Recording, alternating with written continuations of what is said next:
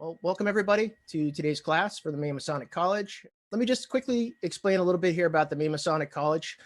Since its founding in 2005, the Maine Masonic College has worked on developing qualified faculty to share their personal expertise and their dedication to learning.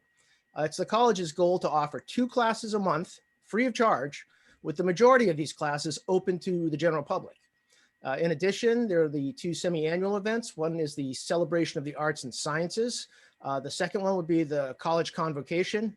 And at each of these, we feature prominent guest speakers who are leaders in their fields. The college also, in addition, I don't know if everybody knows this, but we've developed strong educational partnerships outside of the craft also, specifically with the University of Maine Honors Program, and we engage with them every year. They have been guest speakers many times at our events. We also support the UMaine Planetarium, and in the past have held events there, and I'm sure we will again. We take part in National History Day, and we provide some financial support and volunteer hours to youth betterment initiatives, particularly outside of the UMaine system into the high schools. And we are really just trying to kind of, as a group, support that love for learning across all ages. So one of the things is, as Masons, we know from our ritual about the importance of studying the 7 liberal arts and sciences. And although these were traditionally grammar, rhetoric, logic, arithmetic, geometry, music, and astronomy, in the modern world, they've really come to encompass a couple of other specializations like humanities, social sciences, and performing and fine arts as well. It's from that broad foundation that the Masonic College tries to create our programs, which usually include topics of interest to anybody with an inquisitive mind, whether you're a Freemason or not. So the classes sometimes may be limited to Masons. We would always make that clear ahead of time.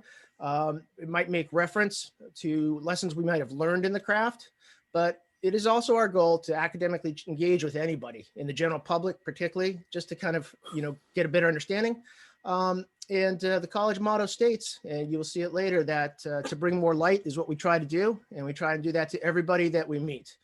Okay, my name's George Macdougall, and I'll be teaching the class this morning with Don McDougal, my near cousin.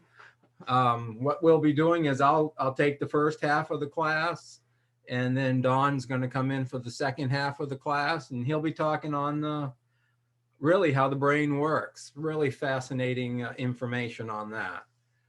Thought I'd start with why did I get into critical thinking? Why did I do this class? And it goes back from, you can tell from the gray hair, it goes back a long, long way to when I was in bridge design, and I was getting an evaluation from my supervisor, and she happened to say that I had a weakness of believing everybody and believing what they told me. And it was kind of a shock, because it's like, well, of course you're going to believe what people tell you. But I thought, okay, people, they probably might not be lying to you, but they may be telling you something that's not true because they think it's true. So I started thinking I need to change a little bit. And then fast forward 15 years later, and I'm applying for the contracts engineer position for the department.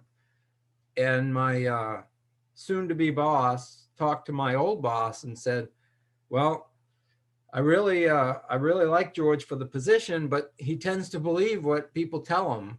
And my old boss said, well, that won't be lasting very long. I can guarantee that. So more reason to start thinking that I need to start thinking is what that all comes from. So I started taking these critical thinking classes with Sam McKeeman, who was our instructor right from the beginning. And I volunteered for every class he did. And I got Dawn to start coming to the classes. And then after a while, we realized that we could start actually doing a journey. We could start studying the critical thinking really seriously. And we read the books that Sam recommended. We actually ended up meeting with Sam a number of times, and we ended up getting a diploma from the Maine Masonic College. So just a little plug for our journey program, that you can do this as well. And you can do this in critical thinking, or you can do it in any subject that you choose. Yeah, I bet Luke will talk about that when we're done, now that I've mentioned that. Okay, just a little quiz to get everybody started this morning. So critical thinking, here's two definitions of critical: involving or characteristic of or criticism, or urgently needed and absolutely necessary. Now, which one do you think we're going to be talking about today when we talk about critical thinking? And here's where feel free to speak right up, because I can only see 3 or 4 people at a time here. So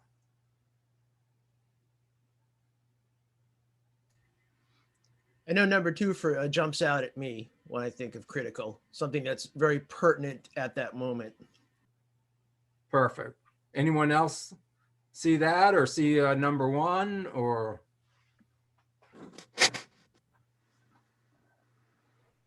Well, it's Ferris Bueller here. Okay. Well, actually, it's kind of a trick question that gets you thinking, because in my mind, involving or characteristics of criticism, that's part of critical thinking. You really need to be critical. And it's also very urgently needed and absolutely necessary, just like Dan said. So I feel both definitions are very much apropos. Now, if we're doing a live class, I would have a bunch of books up on the podium or a desk for people to look at during breaks or at the beginning. But since we can't do that exactly, I have them here to show you what they're all about. So here's critical. This is Thinking Fast and Slow by Daniel Kahneman. And it's really the quintessential work on critical thinking. It's about his work with Amos Tversky, who was a cognitive psychologist. Kahneman himself was actually an economist, and he won the Economic Nobel Prize. And this book covers a lifetime of research on cognitive biases. And a bias is really just the lens that we look at a problem with. It's something we already have in the back of our mind, and it's very hard to get rid of them. But it's very important to try to clear your lens for critical thinking. But it's the lenses we look through for fast thinking, which is system 1, which is kind of gut or emotional thinking. It's important if you're crossing a street. It's important if you're out hunting and the bear's chasing you. And the slow thinking is system 2. That's reason, thought. That's really what we're going to be talking about when we're talking about critical thinking. Another good book is The Power of Habit. It's by Charles Duhigg. Habits are great for getting a procedure done correctly, the same way every time. But habits can be the death of critical thinking, because habits, you don't have to think.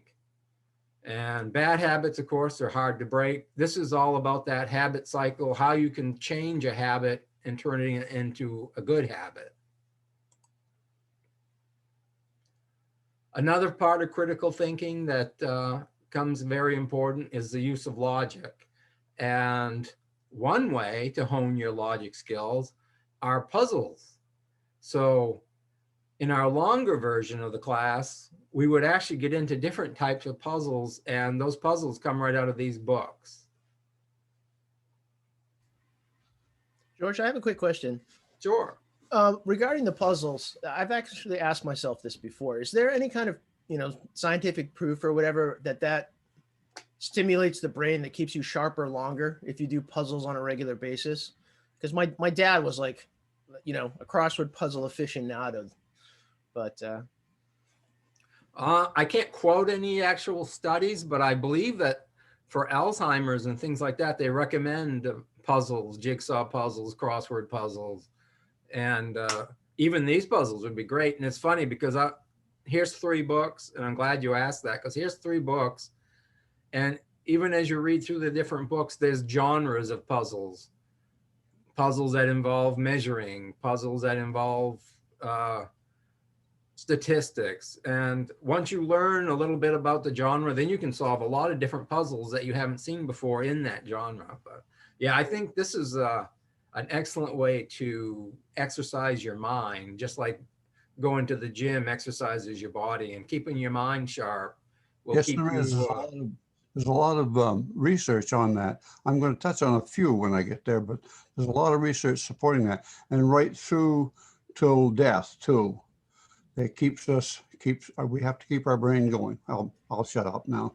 No, that's excellent. I jump in on you all the time, so you should be jumping in on me. Strange tangent. Do we think Have you heard of lateral thinking puzzles? They're kind of like logic puzzles. They like produce a scenario, and the solution to the scenario is in some ways unique and strange. I used to work for the Maine Conservation Corps, and for those of you not from Maine, it's a group that works out in the woods and makes hiking trails and bridges and things like that.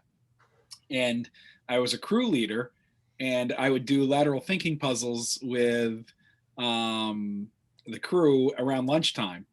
And it's just a good way to get your mind thinking in ways that kind of find out what your habits are or what your mind usually goes to. For example, one of them is like a man and a wife raced through the streets. They stopped, and the husband got out of the car. When he came back, his wife was dead, and there was a stranger in the car. What happened? Spoiler alert, it's just a simple situation. Really what's happening is the wife was about to have a baby. They were driving to the hospital. The husband left to get the wheelchair, but the baby was born in the meantime, and the wife didn't survive the birth, or something along those lines. It gets your mind kind of out of its normal rut trying to figure out what happened. So anyway, just I think of puzzles, and I think about how to break those habits. So I'll go the Masonic trend too. I think learning ritual and memorizing ritual is also a nice brain stimulator. It's definitely a mind workout, because thinking is hard. Not thinking is easy. So you're exactly right, Brian. Yeah. All right. Super. Well, this is the best part of doing things in face-to-face, is you get that discussion. And I've noticed the virtual, it's hard to do that. So that's great that we actually are doing that. So I welcome comments. Don't be afraid to jump in like that. Now, I've put together a few quotes here too to get us also started and thinking about some critical thinking practices without even being aware of what we're doing. But the first one is that the learned are well prepared for the world that no longer exists, while the learners are preparing for the world of the future. So, what's that saying? And it's saying that you can learn something really well, but it's going to change down the road, and you better keep up with it, or you're not going to know anything about it. So an example of that is, well, we call it the half-life of knowledge, but an example of it is like in watches and the Swiss. Not too long ago, maybe longer ago now than I want to think of, if you wanted a really good watch for someone's retirement or something like that, you'd get a Swiss watch. They were the people who knew how to do the watch pieces and put it together so that it ran like a Swiss watch, as the saying says. Well, somewhere down the line, I don't know if it was the Chinese or who it was, developed a watch based on the vibration of a quartz crystal. Now you didn't need all the gears, you didn't need the precision. And the Swiss kept going because they said, this is what a watch really should be. And I believe it was probably the Chinese who said, well, we're going to put this little quartz crystal in a watch. We're going to put them out 1,000 at a time, sell them very cheap. And soon the Swiss were not known for making watches as well as the Chinese were. So that's where the learned need to become the learners and keep learning. And we're right back to exercising the brain as a lifetime learner. Here's a quote by John Keynes, who was an economist who changed the thinking of macroeconomics.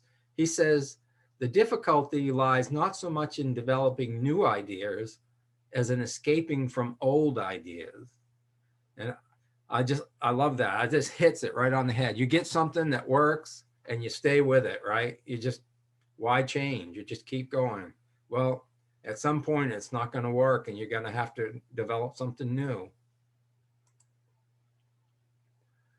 And then here's one by Samuel Johnson, who was an English writer, who says, the chains of habit are too weak to be felt until they are too strong to be broken.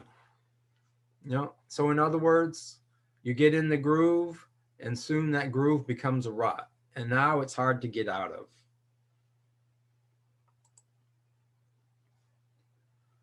And Seneca the Younger, who was a Roman Stoic philosopher, if you don't know what harbor you are making for, no wind is the right wind. Well, being a Stoic, I think the Seneca was a little, you know, negative, because this always makes me think of the Wizard of Oz when they walk up to the scarecrow at the crossroads and they say, which road do we take? And he goes, well, where are you going? And they go, we don't know where we're going. And the scarecrow says, well, then I guess any road will work for you. So it's more of a positive take than Seneca takes here when he says, well, then no wind is right for you. Give it up, you know. But you got to know where you're going in order to get there. And then here's a quote I came across not too long ago where President Kennedy is addressing Yale. And I think Yale makes locks, right, Malcolm, if I remember correctly. My brother joined us here. And the reason we say that is we're a Harvard family. That's right. My father took Harvard classes for his master's. My brother got his degree from Harvard in economics, which we hear a lot about today. And I myself took all my pre-kindergarten classes at Harvard when we were down in Boston. So, but John Kennedy here addresses something that we don't really think of very much.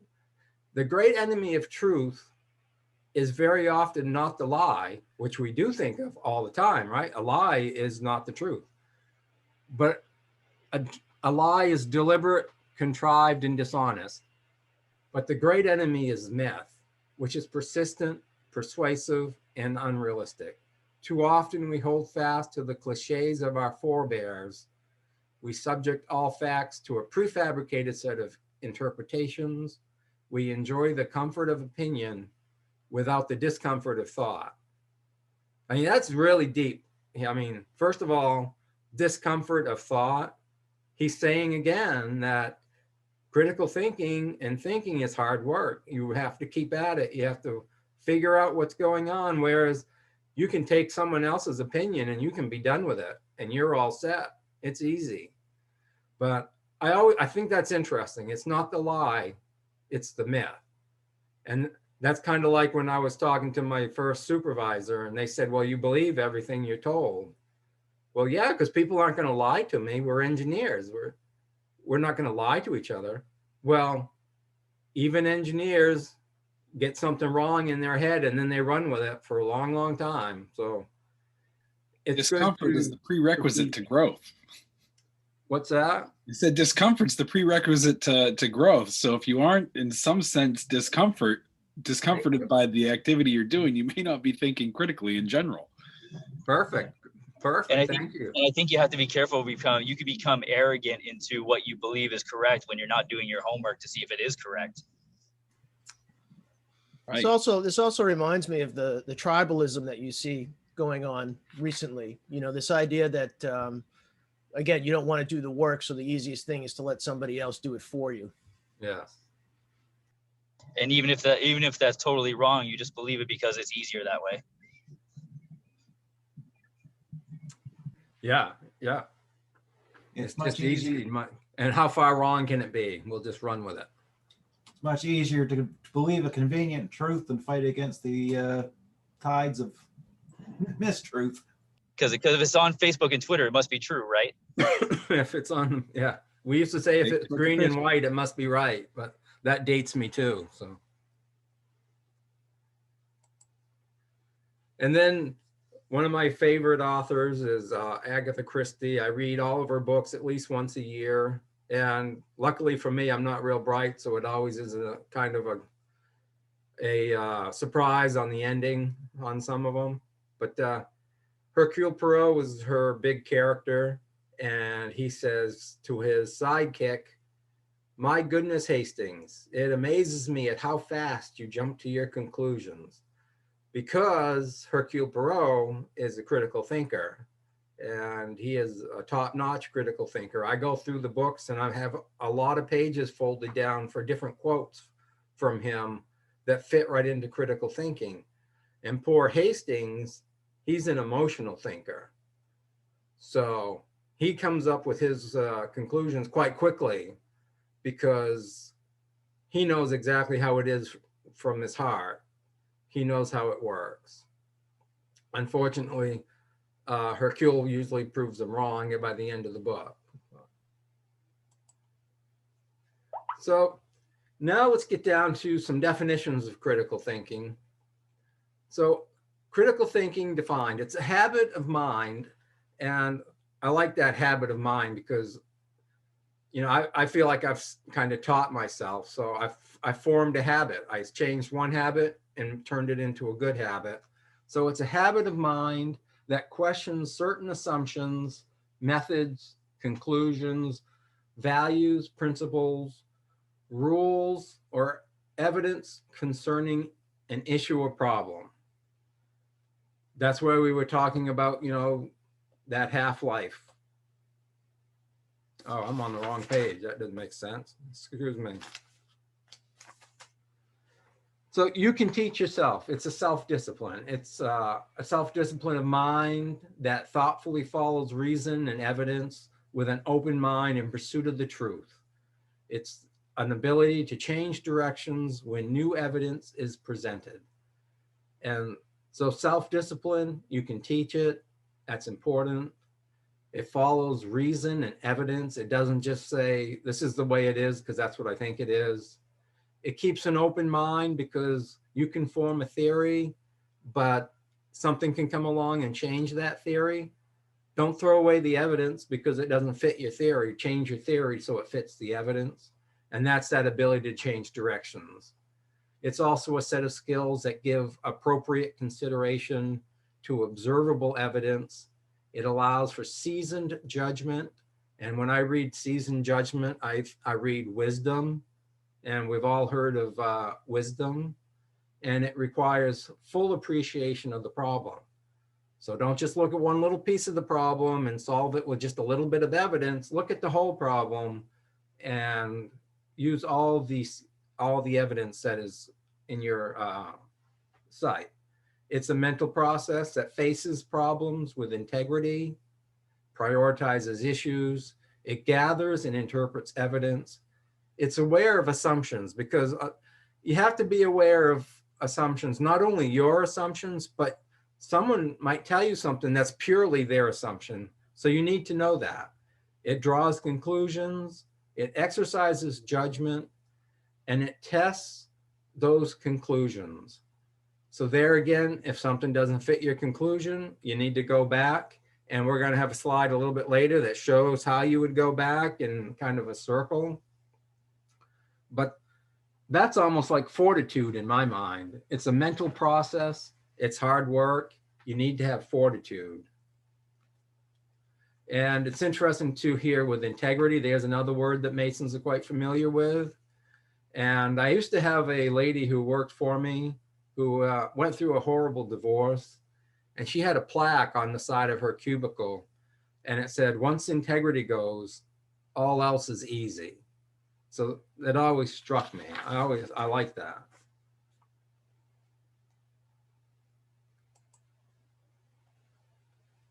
And one thing that I think was evident to, as we went down through these critical thinking defined, evidence was in all four of those. Every bullet has a term evidence. You know, questions are key to critical thinking. You get that with all those definitions as well.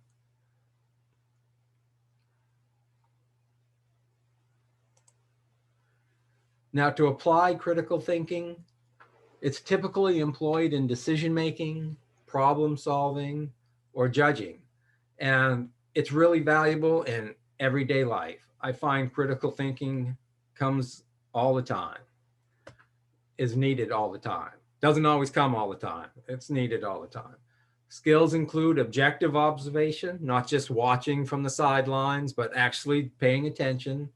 Criteria used in deciding, self-correcting, focused questioning, and establishing context, risk analysis, and use of theoretical constructs. So it's the ability to question, to put together a construct from your answers that you get, focused questioning, to do a risk analysis on what happens if this is wrong, and to just solve problems. It involves intellectual traits of mind such as fairness, integrity, and courage. Avoids egocentric thinking such as I or we believe, I want to believe, I have always believed, it is my interest to believe. Now on that, it is my interest to believe, we'll have a slide that covers that a little bit later. But when I read this, this one here, it makes me think of two sayings. We've always done it that way, which I've always hated. And the one that I really hate the worst is if it ain't broke, don't fix it. And it's nothing like you come up with a new idea and you deliver it to someone and they say, well, if it ain't broke, don't fix it. It's like, okay, we're just going to keep doing it the same way all the time. Kind of stifles innovation and new progressions. Certainly felt like it when they said it to me. It's like, okay, well, you're obviously not interested in. How often do we see forward. that? How often do we see that in our lodges? Out of curiosity, you know, I feel like that's something that sometimes happens in Blue Lodge, right? You know, you say, oh, could we address the minutes in this certain mindset or this certain way? And sometimes it comes back, nope, sorry, we can't do that. Yeah, it's in the bylaws. We have to do it this way. Right. Jonathan, do you all know Jonathan Rosen, District Deputy Grand Master 19th? He's also the treasurer for my lodge, and he actually sings the treasurer report. That's awesome. Well, assuming he's a good singer. If he's not, then it may be a little. But it'd still be interesting. It would be. Yeah, his dancing's not so good, but he's okay on the singing part. That's what we should have done with the minutes. That would have probably perked that up a little.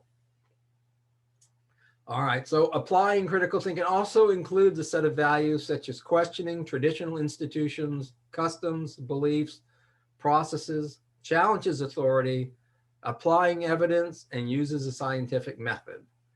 Well, you know, it sounds like any kind of tradition, any kind of authority, question them all the time.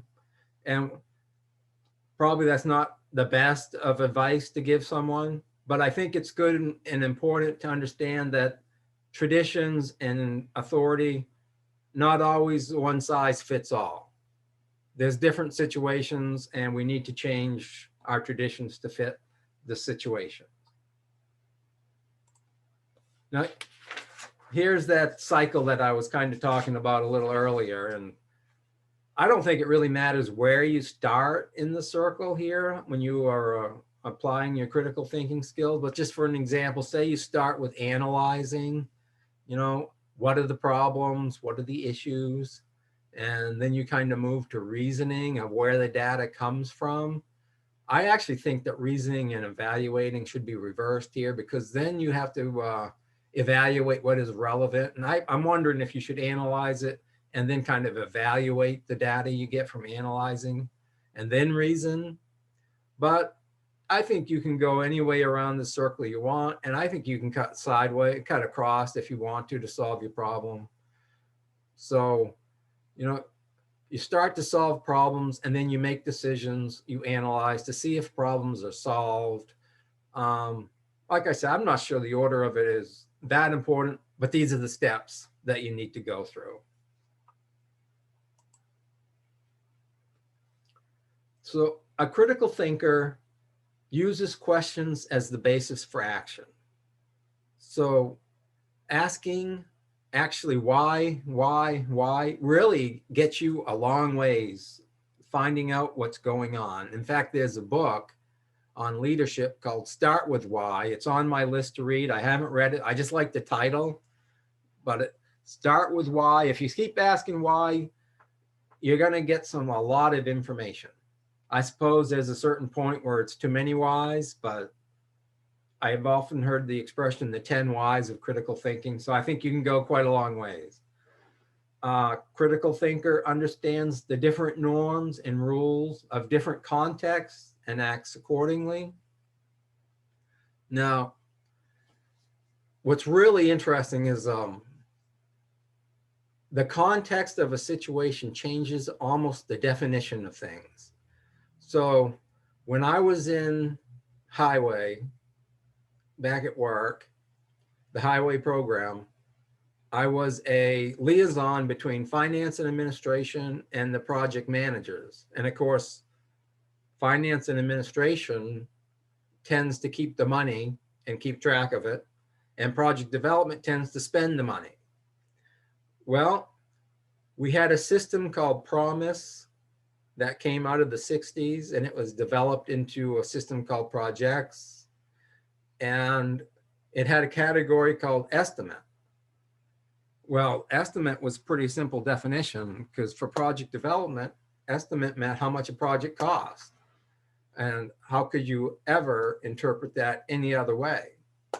Well, finance and administration, to them, estimate really meant available funding.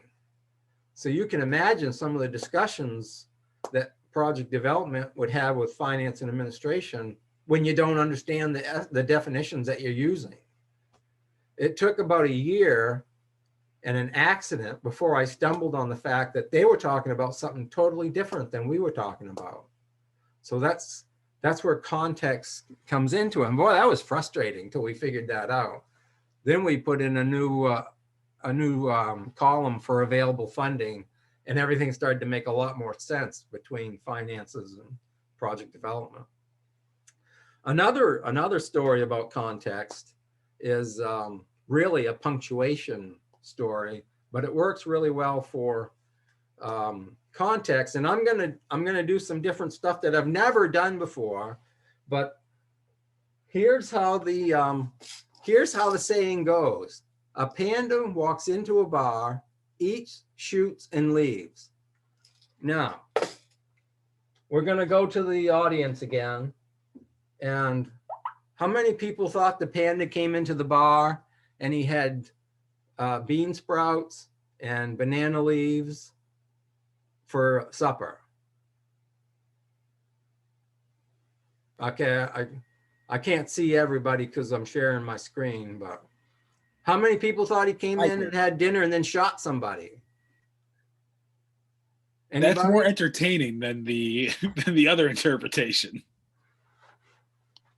Okay, well, what I tried to do, I had my air rifle here, and I always wanted to put a picture of a gun up when I do that exercise to see if it actually would affect what people thought.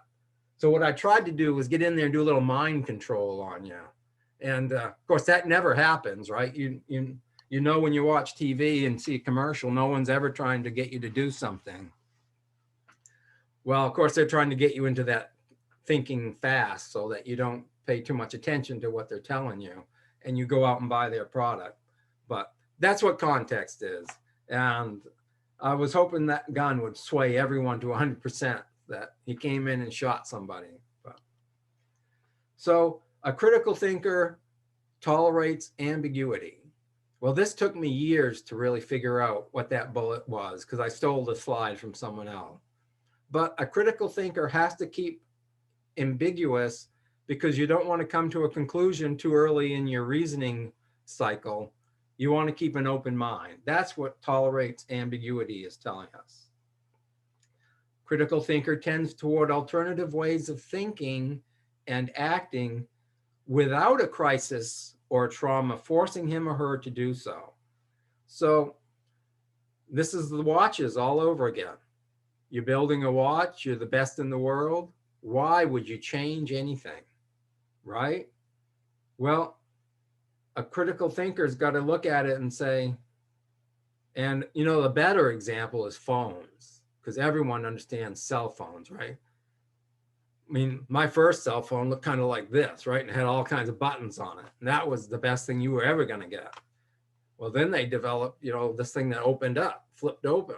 That's great. So if you're stuck doing the old phones, you're out of business. You need to be thinking on kind of an S curve. So when you start your business, it's slow, but then all of a sudden your business is going great. This is where you never want to change anything again. You want to just keep going and keep going.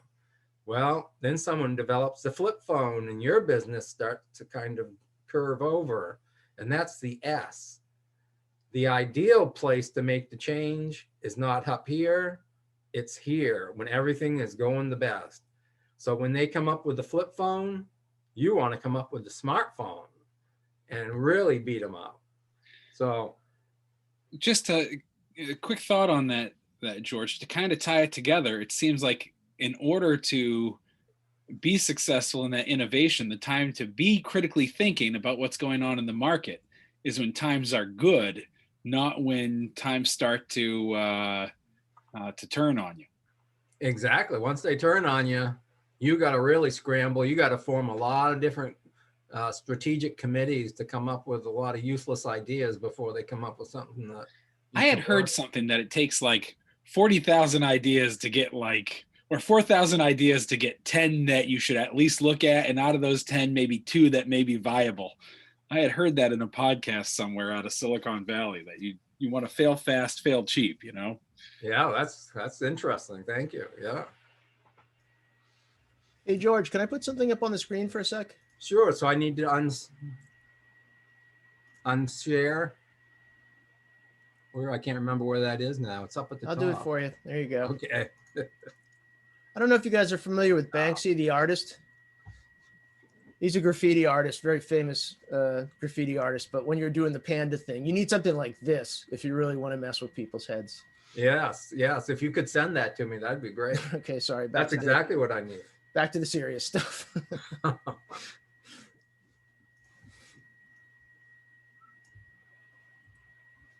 All right. I don't know if I'm sharing now, or do I need to do that again? So I'll just hit share. Yeah, just click the share screen again in the middle. There we go. All right, because my notes went away. I got nervous there for a second. Okay, so challenges groupthink. Now, groupthink, usually I use the challenger as a groupthink, but I think everyone's probably either heard of that or they have been to this class. So I came up with a new one. So as a young engineer, or actually as a state engineer, you learn about this organization called AASHTO. And AASHTO is the American Association of State Highway Transportation Officials. And when I first started at work, we had this fabrication engineer who I think was in his 70s. Now, maybe that's because I was in my 20s, but he had been there a long, long time. He had done engineering in Thailand and all over the world. And he was really, really an interesting guy to talk to. And what AASHTO is every state has representatives that go to AASHTO and they vote on what is the right thing to do. And Carol Jacobs, that guy I was talking about, always used to call AASHTO engineering by democracy. So it's kind of interesting because that's the group thing. Now, you could send all these engineers from all these states together and they could actually put together something that's not the best. In fact, I was reading through our AASHTO manual, which is what we have to follow to get federal funding. That's how they tie it all together. And I said, gee, I don't think this is quite right. So I put a proposal together and sent it in, and it actually passed through AASHTO and they agreed, and it was going to be changed. And I would have had my name in the book, except they sunsetted that design guide in the next year. So it never made it in, but I came that close to making it a national change in engineering, at least as far as state offices of transportation go.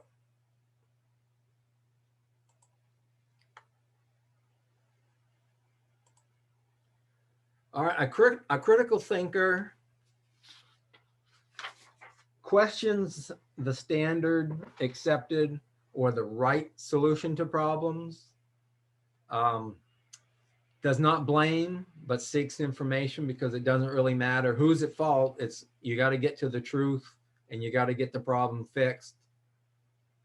Creates accountability through self-discipline because accountability is very important. Once no one's accountable, nobody cares. Exploits organizational strengths, recognizes organizational weaknesses. One way to do that we do is called best management practices for our strengths.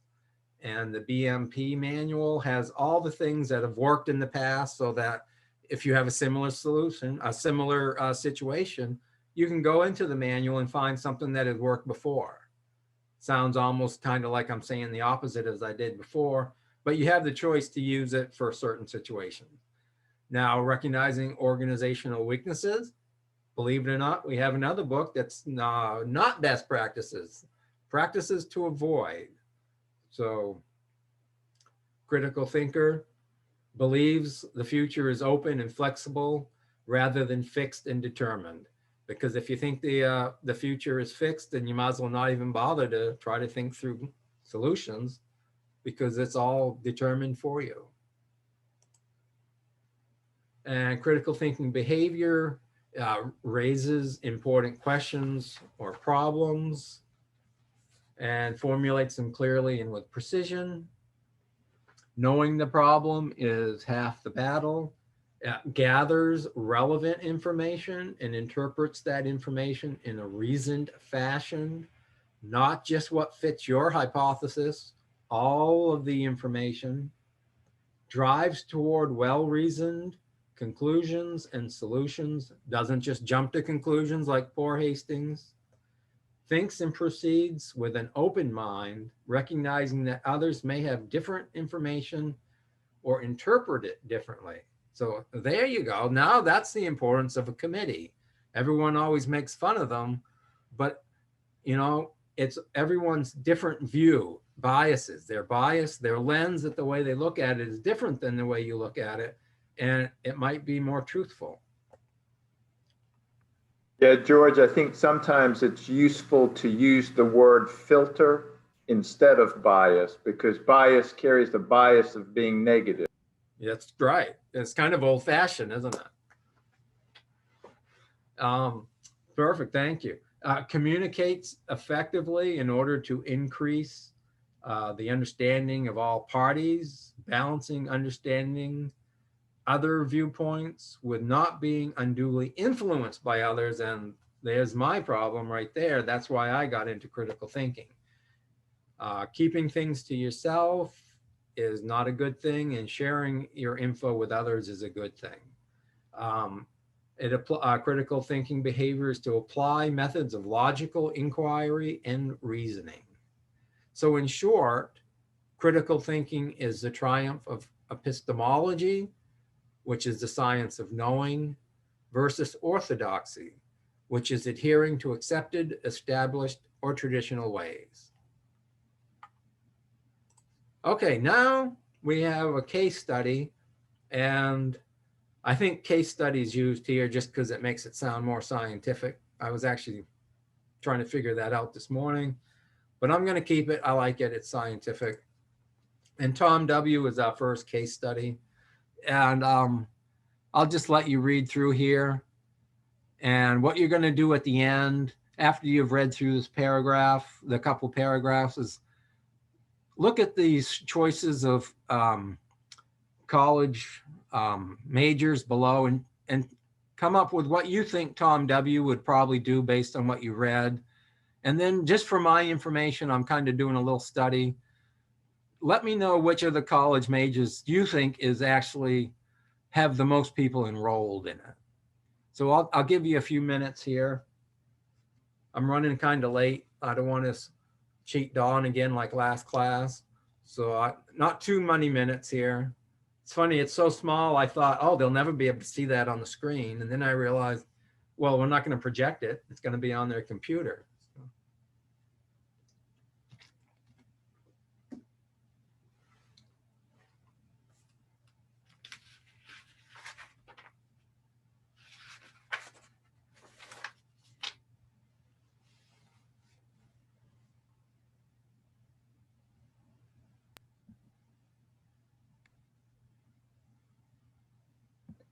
Hey, George, last time I had the opportunity to watch this in video before, and there was a good short conversation around orthodoxy versus traditional versus critical thinking in the last class that I thought was pretty interesting. I think Luke may have had some comments on that.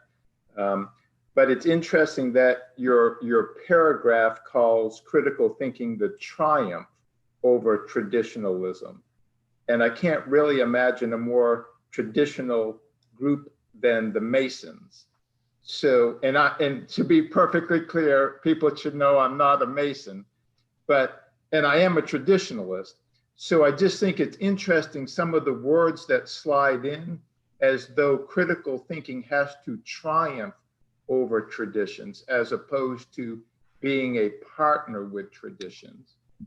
That's a great point, and it shows that I've stolen my material from many different people. Most of it came from actually a work class because Sam used to teach at my work. That's where I ran into him. So my boss now actually developed some of these slides, but Sam wasn't a Mason either. So a lot of this stuff is also coming from a non-Mason. So.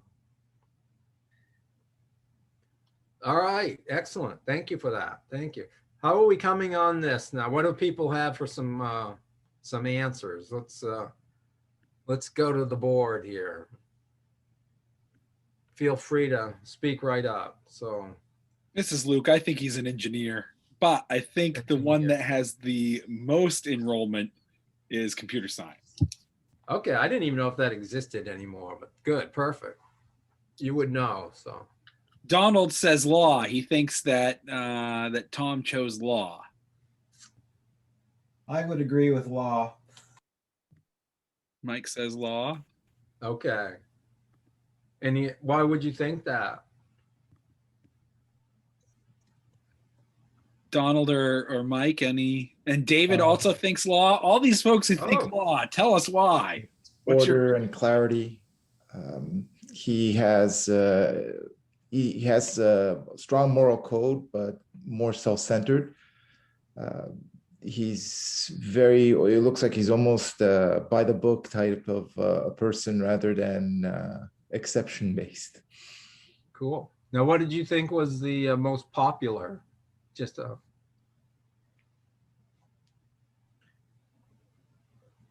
You mean in general, right, George? In general, right. What do you think has the most students enrolled in it? Business admin. Business admin, yeah. I gotta admit, that's where I was kind of leaning toward. And okay, I gotta say, why engineer, Luke? Why you just? Mostly the corny puns and flashes of imagination of the sci-fi type. Though, even though his writing's dull and mechanical, to me it shows the methodology of an engineer that kind of balances between the technical and the critical thinking, but there is some imagination that comes into engineering. Okay, well, thank you. The history of the word comes through like innovation, right? It's got ties to the word of innovation. And so engineers can be some of the most innovative people. If you look at the University of Maine's Bridge in a Backpack, for example, that's a phenomenal example of innovation and creativity blended with the structure of the sciences. So yeah, Habib Dagger, he's the professor that heads all that stuff out. He's a genius. He was my structures teacher back in school. He had just started when I got into structures. He just phenomenal brain. Okay, good. Well, I want to point out here, and I didn't highlight it like I should have, but so it says to please read the following personality sketch for Tom W., a high school senior. So it was written by the school psychologist. So just by using school psychologist, it's funny because that kind of sets up an authority position for people to see that. But he used several psychological tests of uncertain validity to draw these conclusions that you guys were reading through.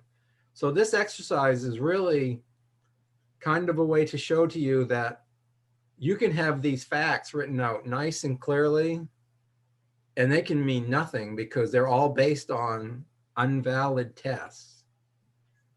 So I asked you to tell me which one you thought was the most popular major, because when you don't really have any facts to go by, and because these tests were of uncertain validity, we really couldn't use them.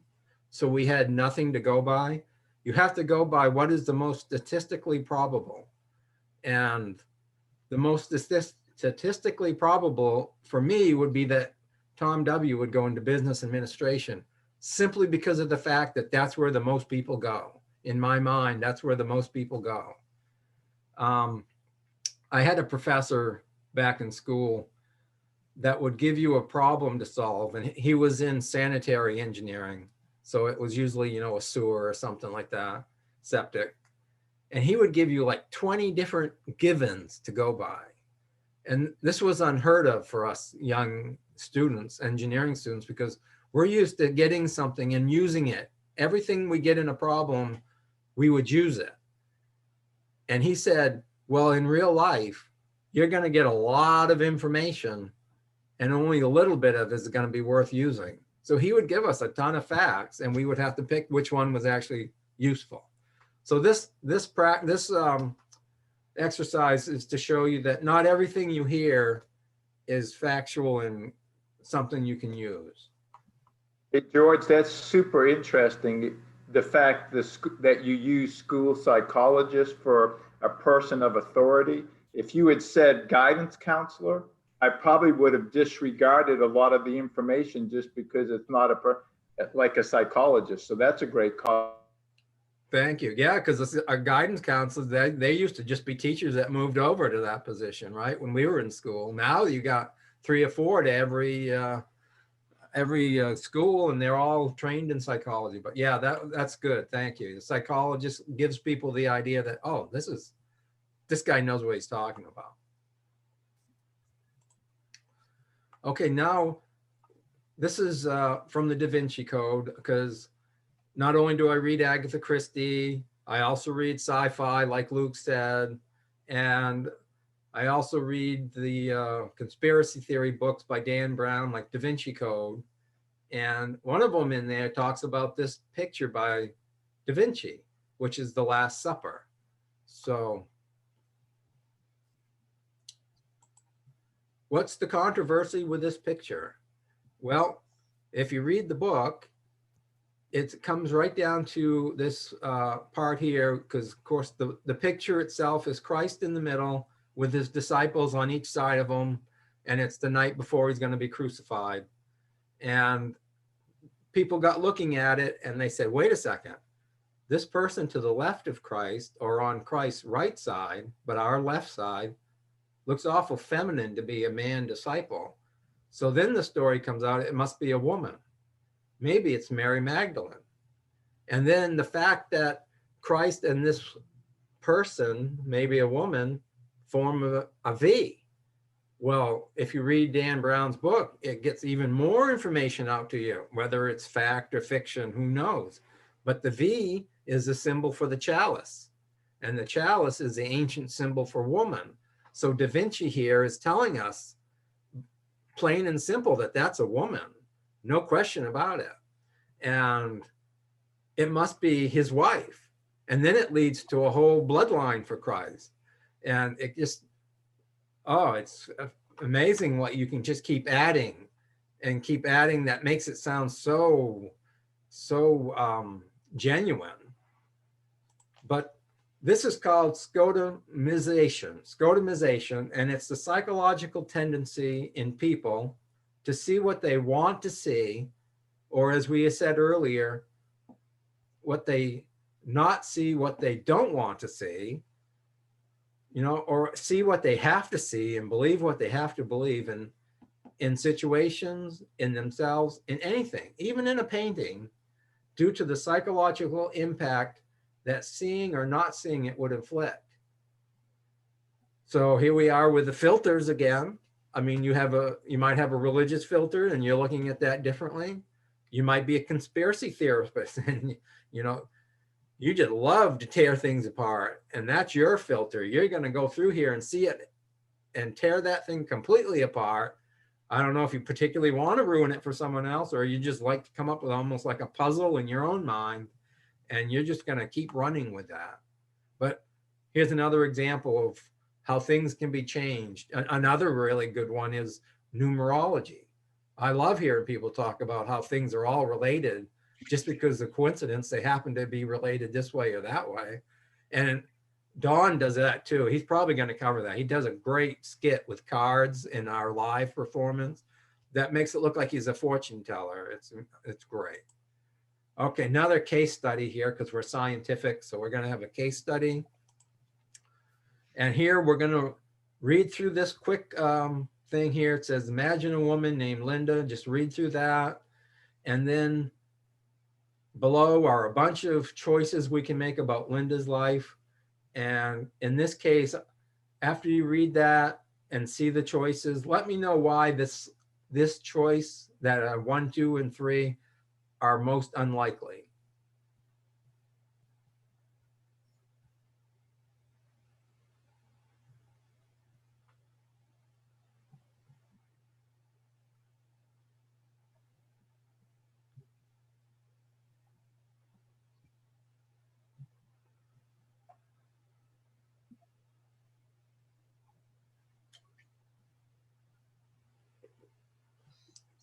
Okay, so I'm running behind again because I love this stuff and I just talk about it forever. So number 1, Linda is a bank teller and is active in the feminist movement. Why is that an unlikely choice? Why is that one of the most unlikely choices?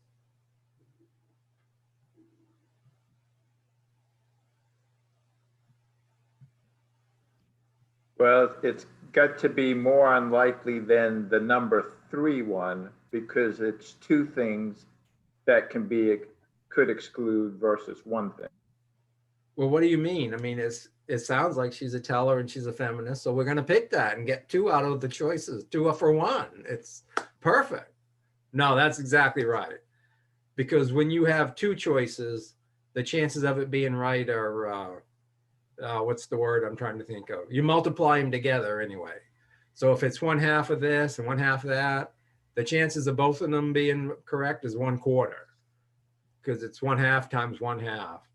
And that's what this points out, because you would be really surprised how many people choose either this one where Linda's a bank teller or a feminist, or that she works in a bookstore and then takes yoga classes.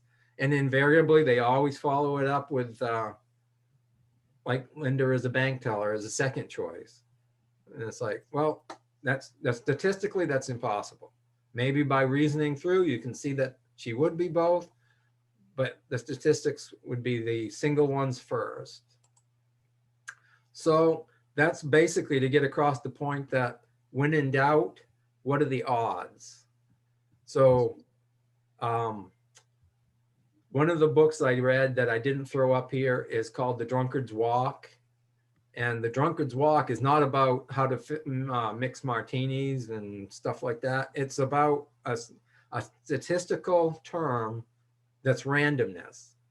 Most of life is not laid out like people think. Randomness comes into it a lot. So if you're a critical thinker, you have to recognize what might be random. And if it's random, all you can rely upon are the odds or statistics. There's a class that's on my to-do list that I've never gotten a chance to do either, that I would really wish I did. Now, probability is what we're talking about. What's more probable than that or this? And I have a bunch of slides here that goes through some simple little coin tosses and children. I'm going to skip over that because I'm running late. And I'm going to go right to my last slide. And it's Dilbert, who's the engineer's cartoon of choice, obviously. So the boss is talking to him. The pointy-haired guy is Dilbert's boss. Dilbert's an engineer. The second option feels right. Let's go with that. Well, should we always ignore what the data says, or is the more of a one-time thing? And the boss says, it's called intuition. And Dilbert goes, well, it's a slippery slope to witchcraft. So that's a cartoon that talks about type 1 thinking and type 2 thinking. The boss goes with type 1 thinking. And I've been criticized that type 1 thinking is important, and it is. If you're crossing the street, don't be trying to do critical thinking if the car is going to hit you or not. Get out of the way of the car. If you're out in the forest and a bear comes running up at you, don't be wondering, I wonder if he's hungry or not. Get out of the way. But if you're going to try to solve a problem like they are working on in here, you want to use type 2 thinking or critical thinking. You want to look over the whole situation and come up with a good solution to it. Okay, and with that, let's take just a few minute break while Don switches over to his slides. And while he's doing that, I'll take any comments or questions that you guys have. I think we were pretty open with the way we were doing it. I like that.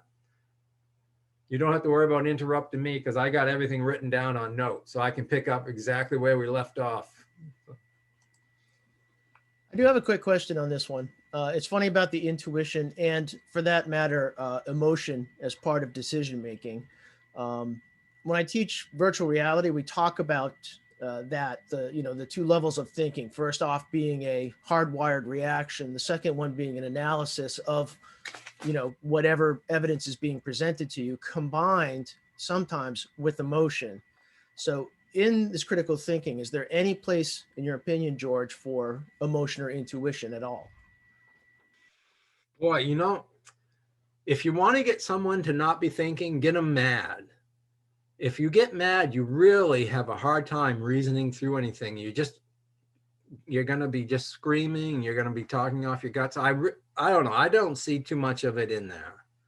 I suppose emotion could come in to help you make a decision, as long as you don't let it control your thinking.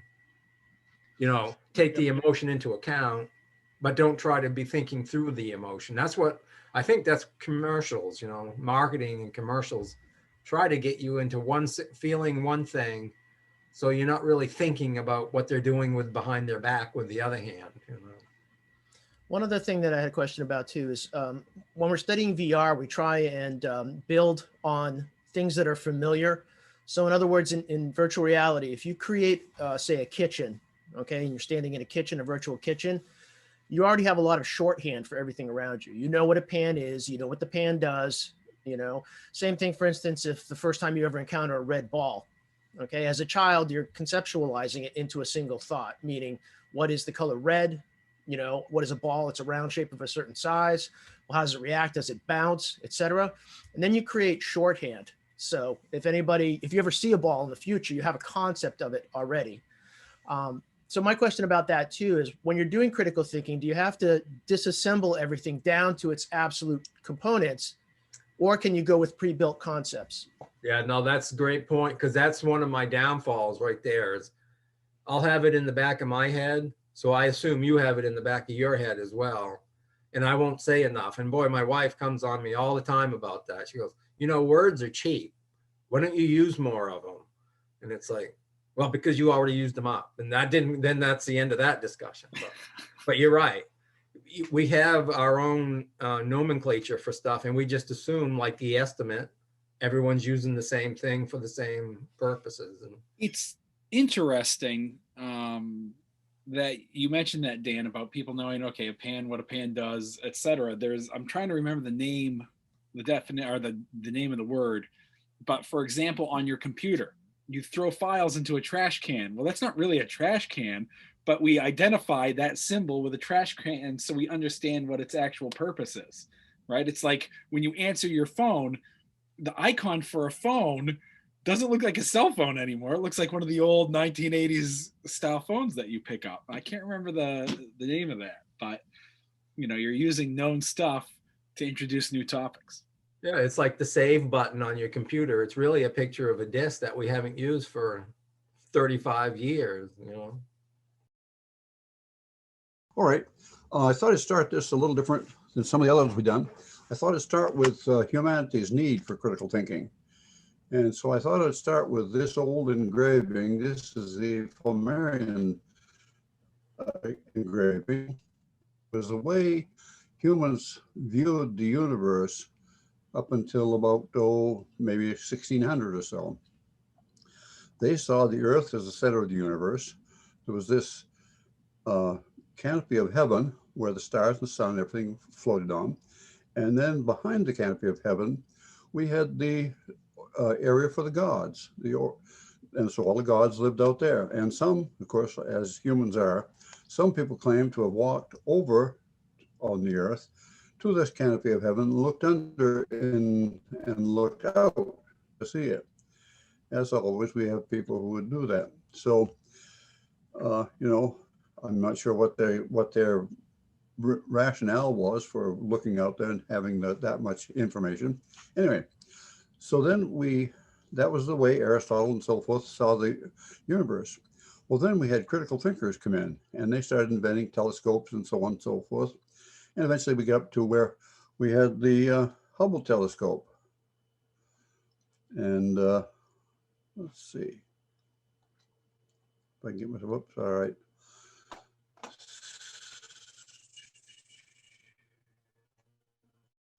Yeah. Okay, anyway, this is one of the shots from the Hubble telescope, and it shows the universe is not being, oops, excuse me, I just jumped ahead. I got to back up here. Okay, up until about 1500, this is the way humans saw this. But then we had a couple of guys who didn't follow the settled science. And one of those guys was Galileo, and the other guy was some poor fellow called Giordano Bruno.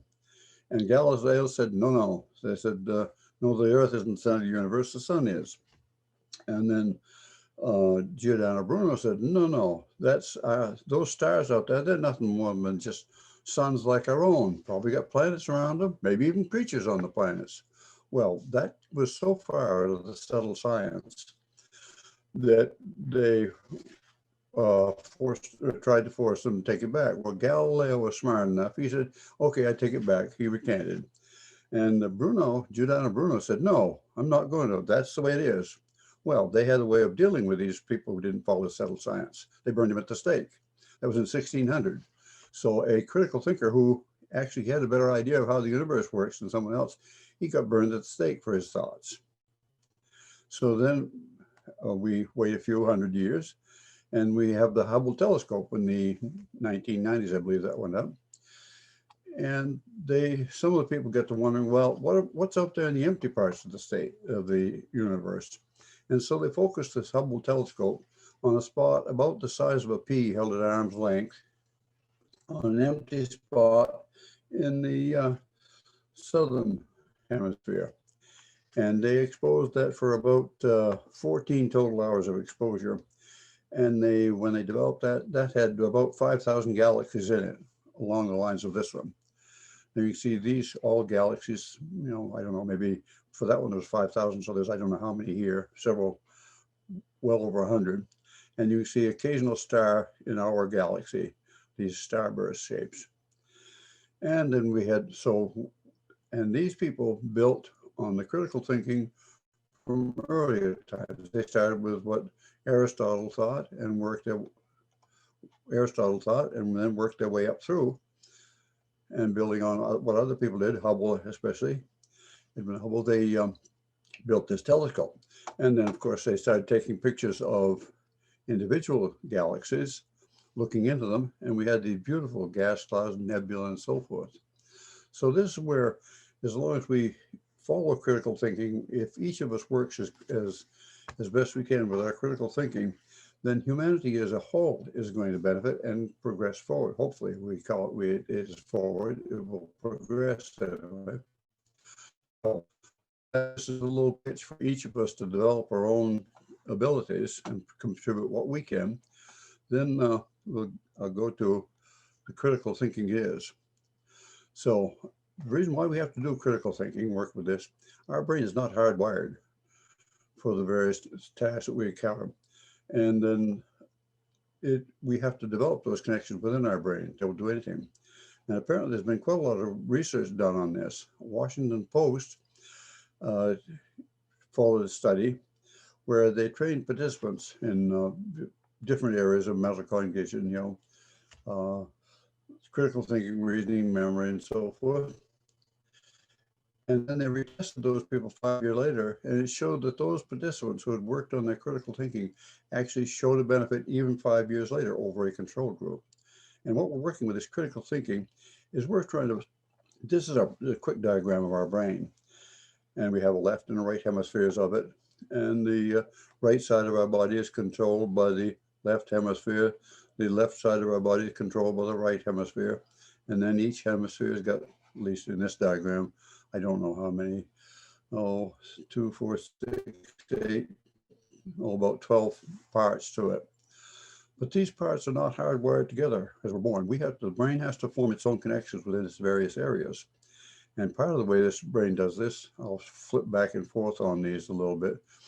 There's the cerebral cortex is a thin layer over the top of the brain. And this winds up connecting various areas of this. And okay, this has got 6 layers of nerve cells. And the cerebral cortex, this is responsible for our thought, memory, motor functions, social abilities, language, problem solving. And this is very small. So this is the so-called gray matter of our brain. Then another part that helps us control and handle various parts of our brain is the corpus callosum. This ties the 2 hemispheres of the brain together.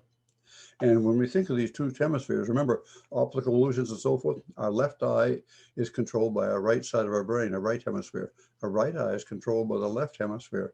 So those 2 hemispheres have got to talk to give us a single picture of something we're looking at. So if we look down further at this corpus callosum, this, okay, it says here, this plays a role in vision, combines the 2 halves of our visual field, and then it identifies objects, and it goes also, remember we've got tactile information. We've got our left side controlled by the right hemisphere, right side. So if we touch something, the brain has to tell itself, oh, okay, it's on that side or it's on this side. So our brain has to do a lot of processing for all the sensory information it brings in. And it is not hardwired when we start to do that. And I back up just a little bit here. Again, every time we're going to do something, there's a scene line later on. Every time we have a thought, we're going to somewhere a little connection has to be made within our brain. Anyway, by the time a child is 3 years old, we have the number I've got here are 1,000 trillion connections have been formed within our brain by the time we are 3, and it keeps on all our life. And if we don't, we can improve those connections and help our brain, just like we might work out or walk or something to help our physical body. Well, then we can do thought processes, critical thinking, other things to help our brain form the connections that we need. And again, this process starts right at conception, just shortly after conception. And the research shows that this process continues up until we actually expire. This isn't something that stops. And so the longer we can prolong this ability for the brain to keep talking to itself, the better off our lives are going to be. Okay, so corpus callosum, and then it rolled the corpus callosum. And then we get to something we all talk about, and it happened to every one of us. Those teenagers, well, and so forth and so on, lots to talk about that. Well, when we're about 14 or 15, our brain starts to rewire itself and changes over from that obedient young child to that responsible adult. And that caused for some concern among families and so forth. And you see it within birds. The parents will feed the birds, and all of a sudden they will drive them away when they get to a certain point. Anyway, and apparently we guys tend to have more risky behavior while we're rewiring than others do, than the adults or than the girls do. And so we way overestimate the benefits of something and we way underestimate the risks of something. And for guys, some of us, this didn't happen until we get to be 30. So females tend to mature, have brain tends to get itself rewired before they're 30. And so this is something that this is the way, during that teenage year, the brain cuts off all these connections that it hasn't been using. So therefore, a child who used to know how to do something, by the time they're, say, 17, suddenly they don't know how to do something because the brain has cut off those connections with that. So that causes that, and that's part of the problem. That's part of the process of high school for everybody to survive. When they start high school, they tend to be that obedient young child. When they leave high school, we're expecting them to be responsible adults. And that's quite a process in 3 or 4 years. Okay, this is the line I thought mentioned earlier. Every time you make a memory, somewhere in your brain, a tiny filament reaches out from one neuron and forms an electrochemical. Now, again, that's our electrochemical reactions within our brain. They aren't hard wirings. So, Don, can I ask a question? One thing. Yeah. Yes. I used to, make Nova, the science show, and one of the ones we did on it was about memory and exactly what you're talking about here, how a memory is formed and it's a chemical reaction. In it, we were studying how memories can actually be interrupted or erased or changed, which was quite interesting because what they did is an experiment in the Netherlands where they had somebody who had arachnophobia and they exposed them to a large tarantula to get that connection really firing up. And then they gave them a very simple drug. And what happens is as you have a memory, those neurons are actually reestablishing a connection. And so what you can do is if you change the way that they reestablish that connection, you can actually either make somebody forget or change the memory. It was a really interesting study. Yeah. It was crazy about erasing memories, essentially. Yes, some of the newer research I've seen, every time we remember something, that memory gets restored in our brain. It gets changed slightly. So therefore, this is why we say, jeepers, I thought it was that way. Well, our memory changed as we remembered it over and over again. And this is one problem we had with that recovered memory that was happening. Remember, we had the child abuse and the satanic rituals and so forth, accusations back in the 90s. And this is what they were doing. They were essentially, as you just said, instead of the child remembering something, they were putting these memories into their head. So, yeah, it's very... Yeah, a number of things was happening along the PTSD issues that was basically or desensitizing them to the trauma of PTSD by reliving it over and over again. Mm-hmm.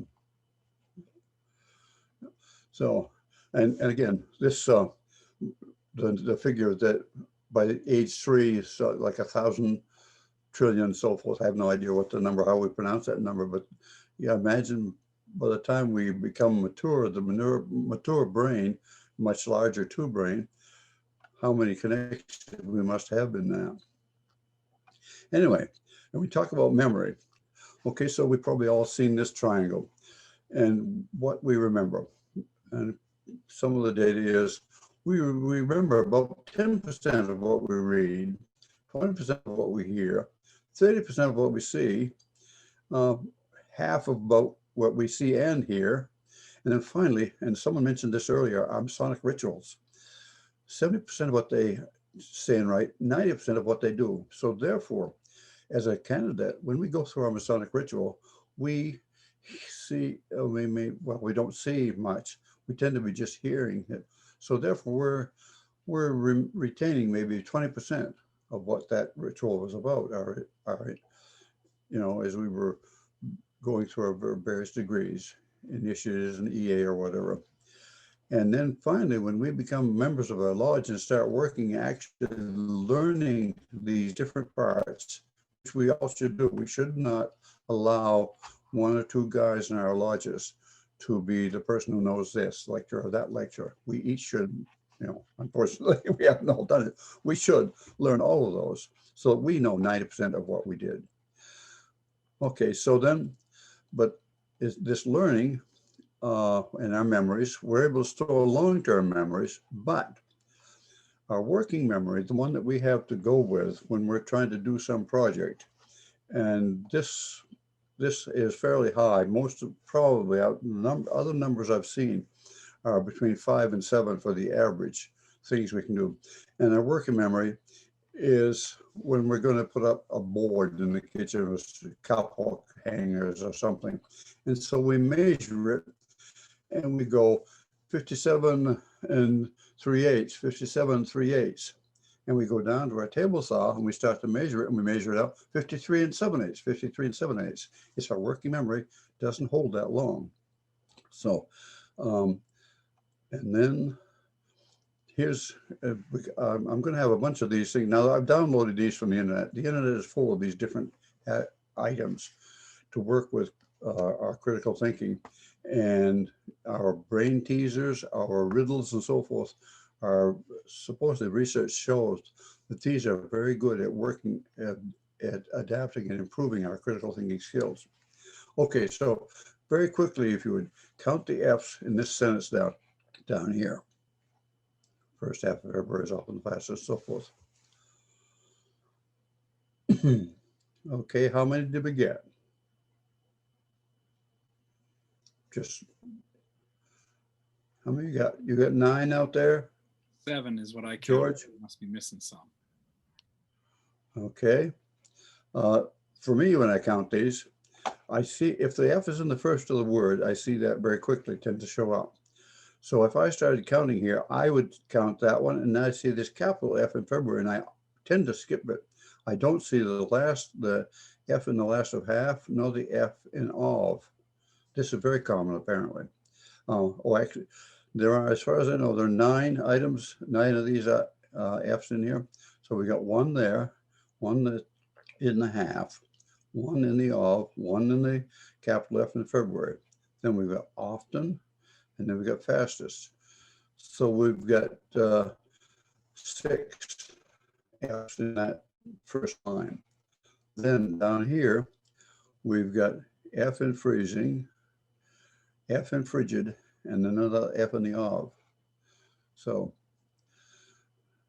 9 items, which I put in down here. I had 6 and 3, so I could remember that. Pardon me? I said I should have looked in the lower left corner. Oh yeah, right. I used the Roman numerals. Hopefully, that would look like something else.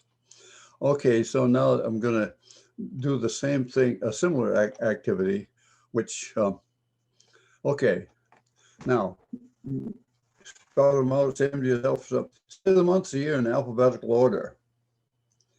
Now that's going to overload our working memory. First, we've got 12 months in the year. And then we've got to remember their names, that's 12. Then we've got to remember how they're spelled, so that's at least 12 more, that's 24. And then we've got to remember how those 24 spellings line up in our alphabet of more than 20. So we've got a lot of stuff for tends to overload the working memory. So, okay, what if we do this alphabetically, what's the first one? What's our first month? April. Alphabetically. April. Okay. Okay. And then usually tends to be August comes first, but good. The AP comes first. So then what? April, August. Then what's next? February. February. Mm-hmm. Wait, December, right? Oh, excuse me. That's right. We got D coming before F. Well, we're going to change that around. Okay, so we got April, August, December, February. Okay, what's the next one we got? July. I'm losing track of where I am. July. Pardon me? January, you're right. How about January, July? June. I got. Then what? This June. September, June. Okay, July, June. Yeah. Okay, June. Yeah. And then where do we get to the M's then March, or we got something else before then? March. March and May. And then we got, March,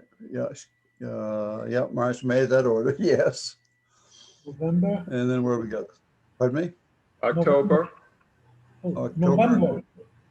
November. November, yeah, November November. 1st. Demetrius is right, November next. Yeah, right. And for those of our brothers who speak another language, this must be even more difficult because they have two words for each. Yeah. Yeah. Oh, it's So very what's similar. this- It's very similar in Greek. Oh, good. So hopefully it's not too tricky. Thank you. Good. So, and then there's just a quick activity, and the internet is full of all sorts of things like this, and they're fun to do. Brain teasers, this, math puzzles, and so forth. The research shows that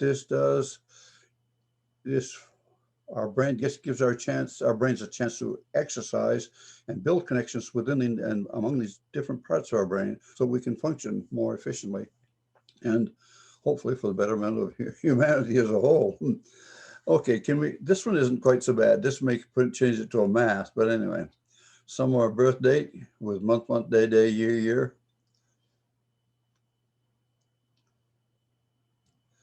Mine, it isn't too bad. I got 8, 18. So 8 and 18 is 26, and then 1941. So if I add 41 and 26, I get what, 67? So I get 1967, as it were, 1967. So, okay, then now that our brains have to do a lot of other things too. Now the next thing would be, we've got to do this spatial orientation. Everything we look at isn't going to be right side up and, not the mirror image and so forth. So this one asks us to say which of these letters are correct and which are not. So you can quickly, look through there. That's 7. Okay, when we spin that around, that's going to be correct, right? If we turn it like that, it's going to be aimed right. That 4 is going to be Not right. backwards. Yep. That 5 is backwards. The 2 is correct. Now, for some reason, the 2, that 5 is correct. That 7 is backwards. Where are we now? Here. Yeah. That's correct. Backwards, I think. All right, I've got the next slide. I've got those. You threw me off with the word letters. I was like, uh-oh. Oops. Yeah. That was. See, that's what you get if you start just pirating stuff from somebody else. I grabbed that diagram from somewhere on the internet. I saw, do a search and then do a photo. Okay, we need to change that. I guess. I thought you did that on purpose, Don. That was great. You just messed Luke up. Oh, maybe I do leave it in there. Letters. I'll be darned. I hadn't noticed it. See. Okay, well, I won't change it right now, but I could. What's in there? Okay. Then we get to riddles are good, and riddles tend to force the brain to think about words, their uses, and what their meanings could be. Because many things like run, there's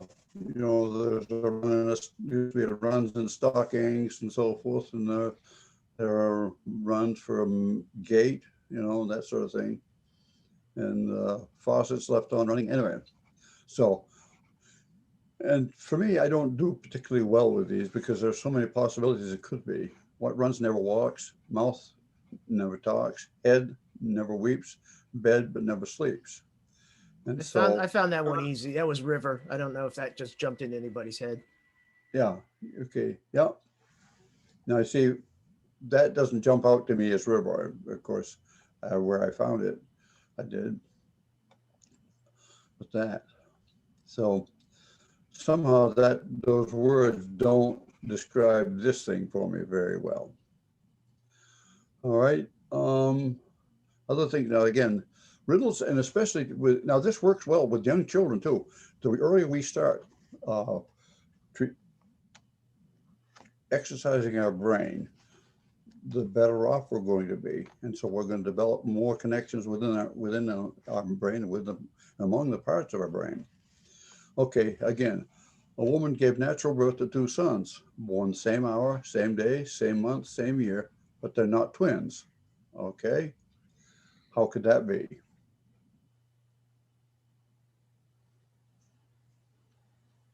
Anybody got a thought or?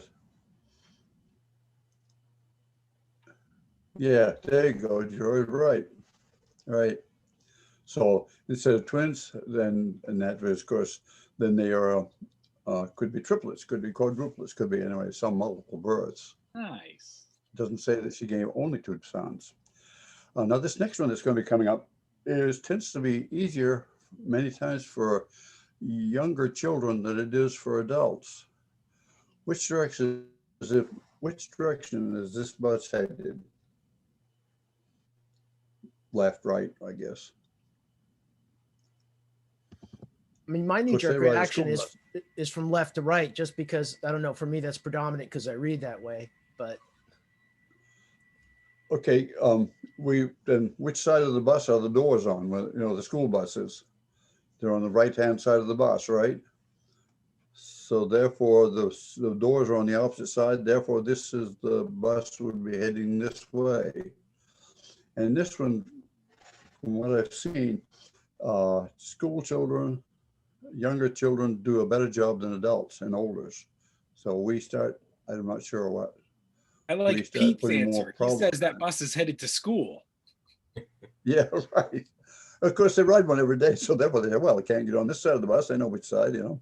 So Sorry, it's just in America, you guys have yellow school buses. We don't have them. So if we see a Oh. yellow bus, we just assume it's a school bus. oh, Interesting. What color are your buses that take kids to school? They can be any color. We don't have a standard color. oh, Wow, cool. wow.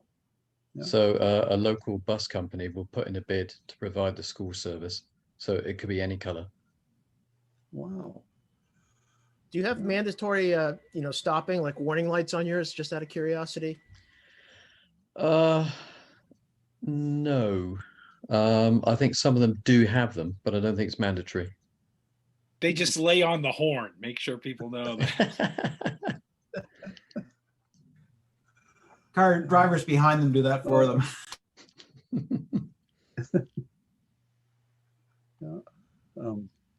Okay, I'm going to have a string of these.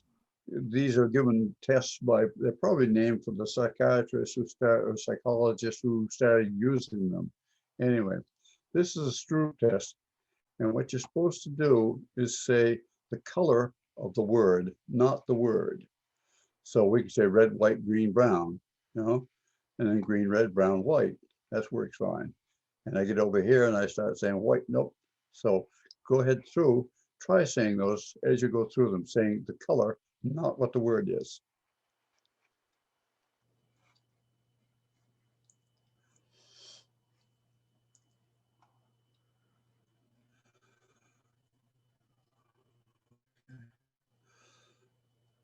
So, all right. So I guess that gives us an idea of what it's like to try to say these. And the problem is we recognize words quicker than we recognize colors and can think of the name of the color. So therefore here, red, white, green, brown, they happen to be that color too. So I can say that, but I get down here and the word is white. And it's pretty hard for me to say red and then white and then green and then brown, So that's, and I'm not sure that, okay, this is the explanation of that. It's a mental, attentional vitality and flexibility. So I wonder, George was talking about the people who are set in their ways, as it were. I wonder if they would have a easier or hard time with this Stroop test. Or there's somebody who's more flexible, can do it faster than others. Okay, so, and here's the description. Now the next one coming out, George, you had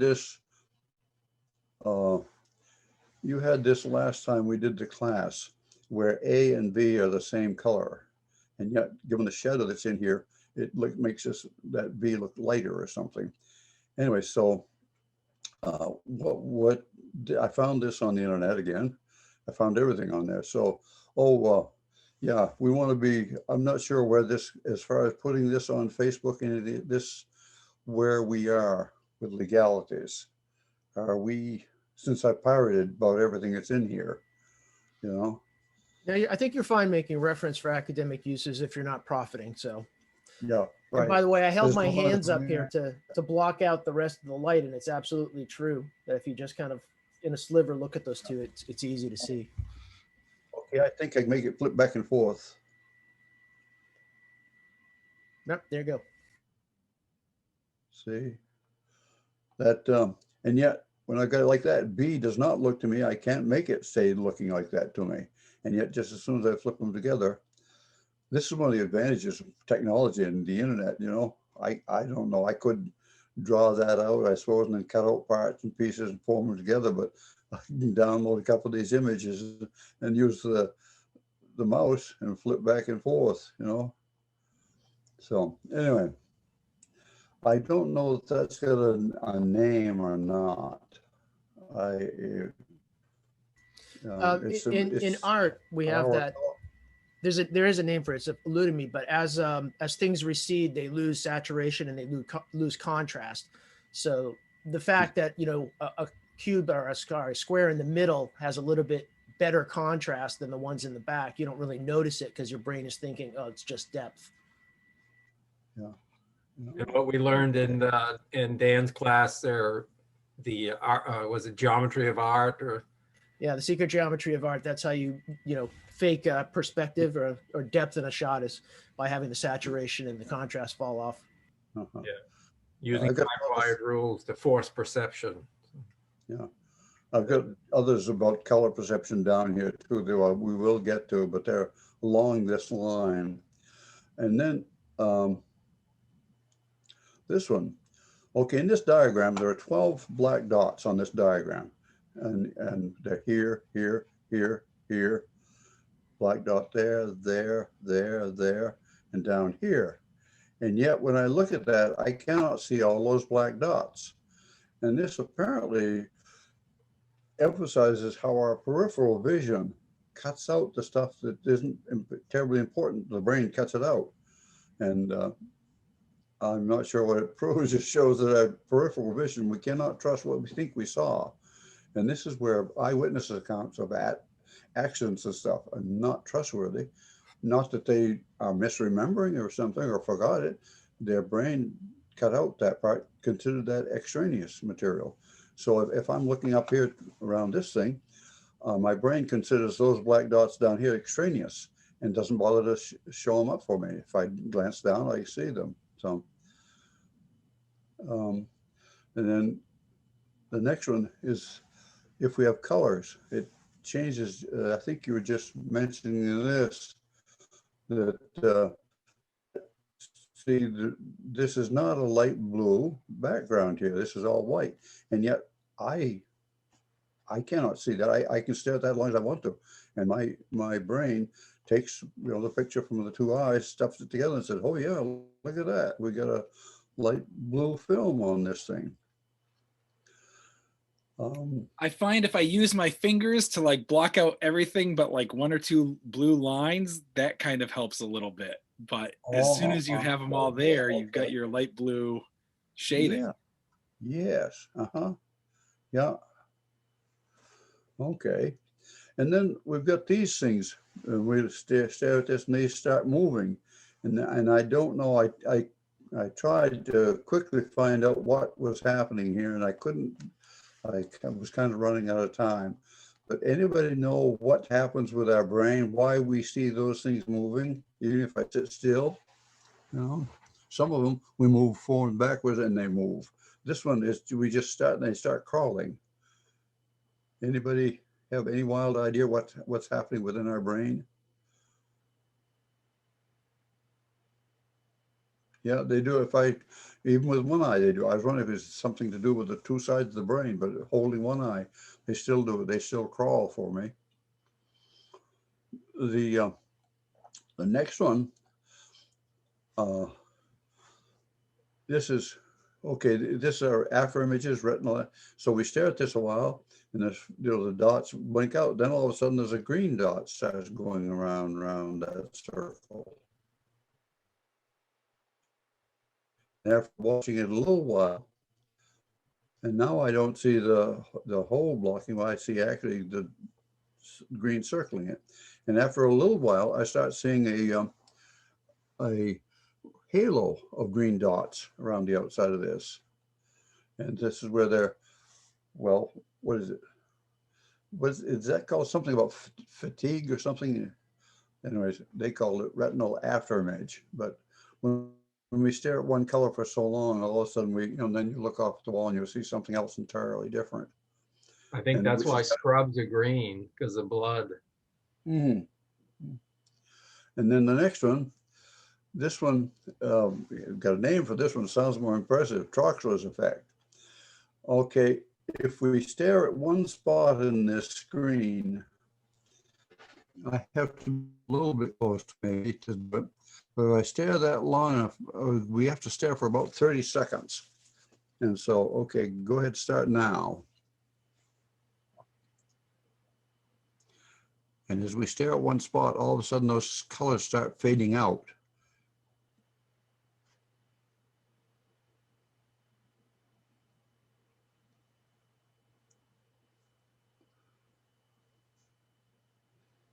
Okay, we're coming up on about 30 seconds staring at it. And so I'd never seen this one. Somehow our neurons, we stop the response if the stimulus is unchanging. I'm not sure where we could use this in. Is this used in art anywhere that you can think of?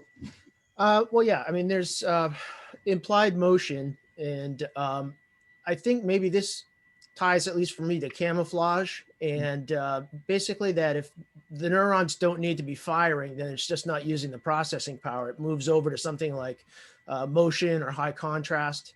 I don't know why it does that, but I mean, it's probably my guess would be a survival instinct that's hardwired. Yeah. But for me, I saw the blues start to fade out and disappear. Uh-huh. Yeah. Yes. Yeah. The yellows, for me, the yellows stay longer than the blues do. Okay, then we talked about this earlier. The color of something is affected by the surrounding colors. And apparently, of course, I don't know how, it'd be nice if I had some way of showing, moving these other colors away, but to show that they are actually the same color.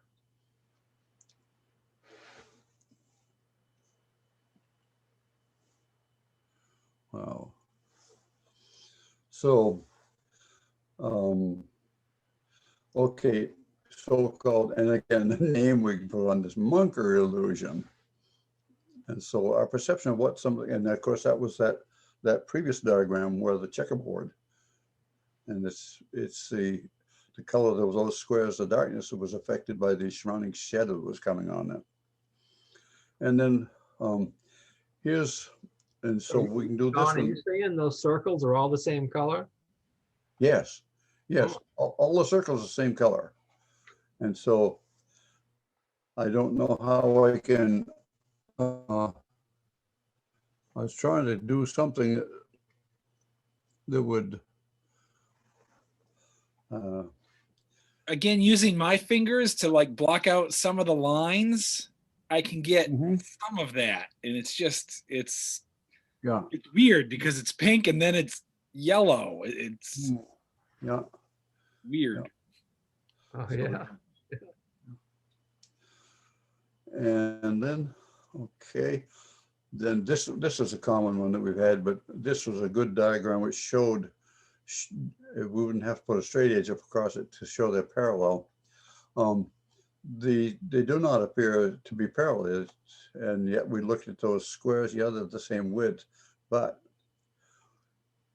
our brain sees them as squares and parallel if we blur them, which is kind of different.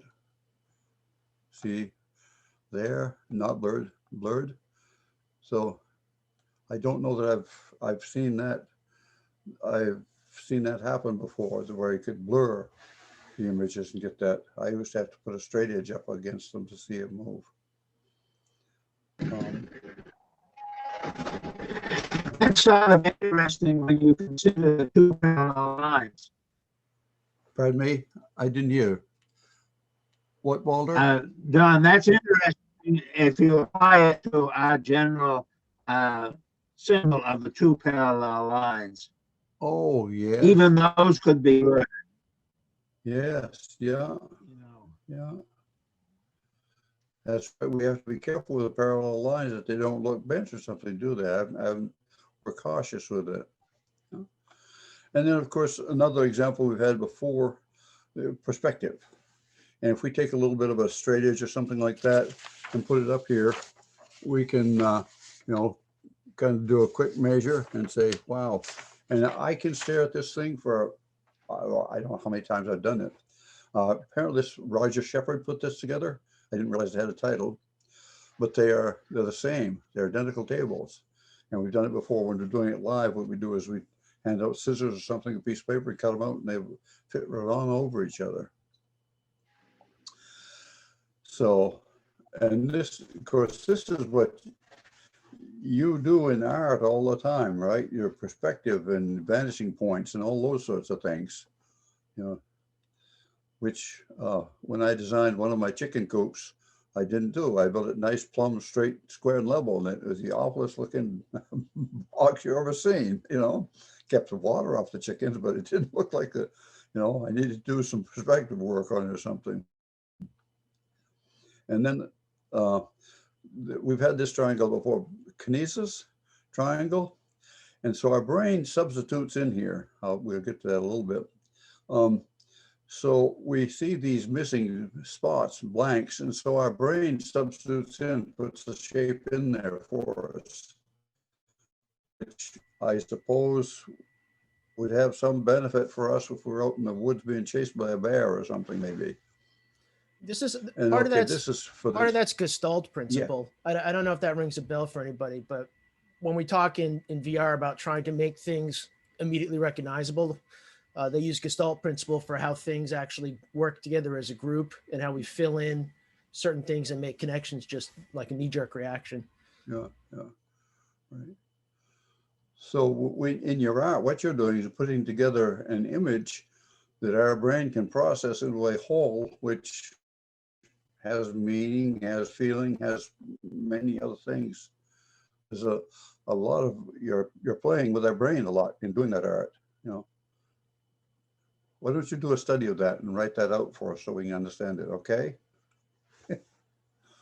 Okay, this apparently is this guy, an Italian psychologist. And since, you know, we like to have pattern, we have closure. We don't want just absolute randomness. And so our brains fill stuff in. And so that we see an object in that blank space where nothing there exists. In fact, I can see that triangle is a different shade than the background even, you know, for me. Okay, another thing we have to do, since our eyes, we have an optical nerve which attaches to the back of our eyes. And there's what at least for me is one that works fairly well. If you want to use your let's see, right eye to do this, stare at the square and then move back far enough. And eventually, for me, it's about 30 inches or so from the screen. If I stare at that cross, that spot over there disappears wherever it is. We have a blind spot. And I wonder if many times people say, you know, they pull out in front of a motorcycle. And I often wonder if that motorcycle isn't in the blind spot, because out, you know, for me at 30 inches, that spot disappears, or less than 30 inches. So out there, say 100 yards, that dot is going to be fairly good, blot out quite a lot of area. So, or if you want to use the, you want to do the left eye, some of these work maybe better if you stare at the yellow dot with your left eye and then back out until that green, that black cross disappears and you have just a green background. So is that working for everybody? Can everybody do that, make it work?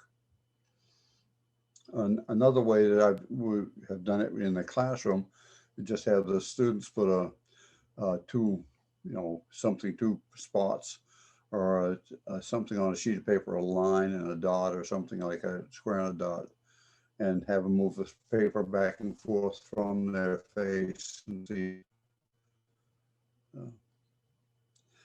Another thing, then of course, you'll find all kinds of these things. Okay, what do we got? We got a man hugging a woman.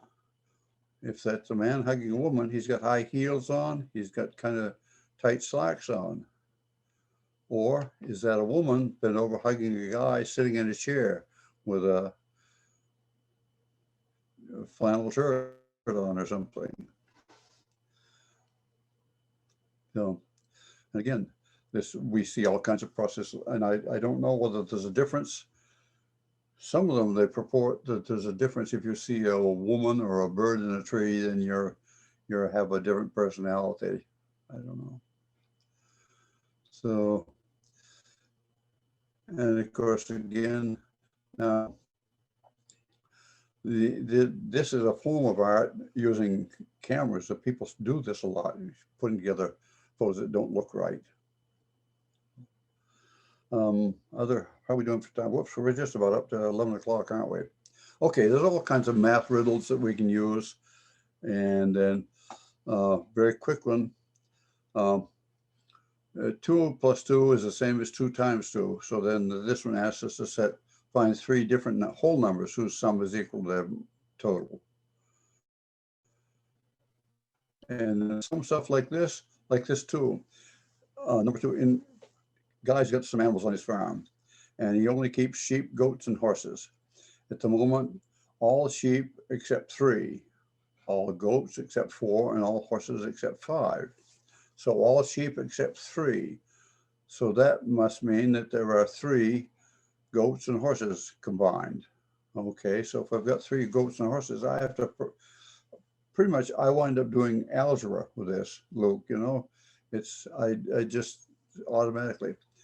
And then, so I know that goats and horses equal 3. Then goats and sheep equals 5. All right, and that sort of thing. So, and then this one, it takes me a second to look at this because all the same digits are there. Is this true statement? And that is that number is less than this number. No, that's incorrect. This number, 25,147, is different from 25,471. And this happens very common. And I started off the darn thing here with measurements. If we measure something, go carry board, we're bound to reverse. We're apt to reverse those numbers, especially have 57 3/8 or 53 7/8, you know. And then there are, again, all kinds of stuff like this. What's the next number in the sequence? Well, we'll go from add 2, and then that adds 4, then that adds 6, and then that adds 8. Okay. Now this starts with 2. Okay, so the next one must be plus 4. So 75 38. And these work well with children, especially. It's many children enjoy doing that. And somewhere I saw, oh, yeah, if we don't have input for children, if they don't have brain stimulation, then they don't develop their brain as much as others. And so often I wonder about having children being babysat by a TV screen or something, some kind of a movie or something going on. It concerns me. But, and let's see what those are the answers and so forth. And okay, there. The rest of this is just different critical thinking fallacies, and that's something we've used in other times. So I was only going to go down through this first part, the brain and its development. So we're 2 minutes late. Go for it. I have a question actually too, and I want to open the floor, you know, just in the extra couple of minutes here. We can go a little bit over for questions, but one quick question I had is, you know, we were talking before with George and during his part of critical thinking, relying on evidence. The real irony here is by showing these illusions, optical illusions, what you're also showing is that evidence is not an absolute either. It can actually, you can have evidence that appears to be one thing, but it's another. Do either of you have a comment on that kind of weakness in critical thinking, the evidence part of it itself? Well, as far as like I talked about the settled science, science hopefully tries to gather evidence that is not determined by our own frailties, our brain processing and so forth. That's why I try to measurements and so forth. But like, well, for instance, the first, that first diagram we had of the Flammarion, your own evidence that you could look at. Well, of course, we sit here and we watch that stuff go round us. So you're right. It tries, but it can't cut it out entirely. George, you got a thought or a comment on that? I think what we used to do, this is like the 30th time I think we've done this class, and we used to start off with the sentences that when we're done, you're not going to believe anything you hear, see, or read. And I think that's an excellent point you make, Dan, because people can lie to you in words or pictures just as easily as anything else. And so you have to question everything. You have to think about it,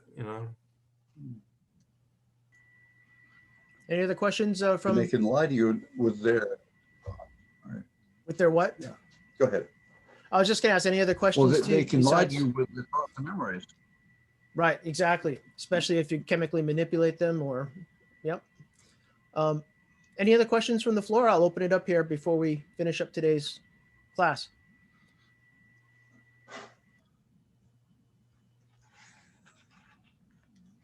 I think, Don, great job taking us through how actually in some ways how context can change the way we look at something, because really that's what our mind's doing a lot with those optical illusions. There's a context to it.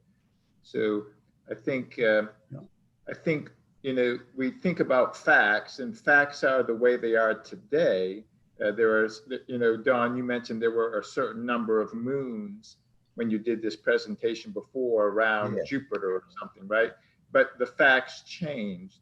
So I think with critical thinking, we're building upon facts, but facts aren't truth. Facts can change as we learn, but we're searching for truth.